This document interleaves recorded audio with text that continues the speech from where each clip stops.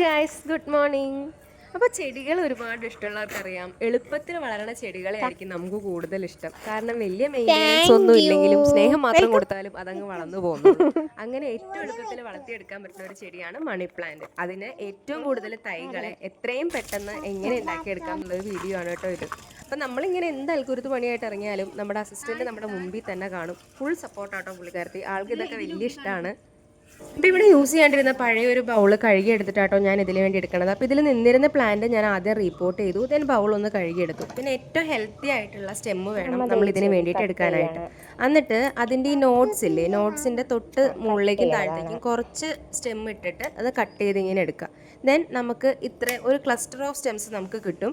ഇതങ്ങനെ തന്നെ നമുക്ക് ആ ചെടിയിലേക്ക് അങ്ങനെ കുത്തി വെച്ച് കഴിഞ്ഞാൽ, ചട്ടിയിലേക്ക് കുത്തി വെച്ച് കഴിഞ്ഞാൽ ഭൂരിഭാഗം ചെടികളും പിടിച്ച് കിട്ടും എന്നുള്ളതാണ് കേട്ടോ. ഞാനിത് ഒരുപാട് കാലം പരീക്ഷിച്ച് ജയിച്ചിട്ടുള്ള ഒരു സംഭവമാണ്. നിങ്ങൾക്ക് ട്രൈ ചെയ്യാവുന്നതാണ്. ഈസി മെത്തേഡാണ്, സിംപ്ലസ്റ്റ് മെത്തേഡാണ്. പക്ഷേ നമുക്ക് നല്ല റിസൾട്ടും കിട്ടും. എല്ലാവരും ഒന്ന് എന്തായാലും ട്രൈ ചെയ്ത് നോക്കണം കേട്ടോ.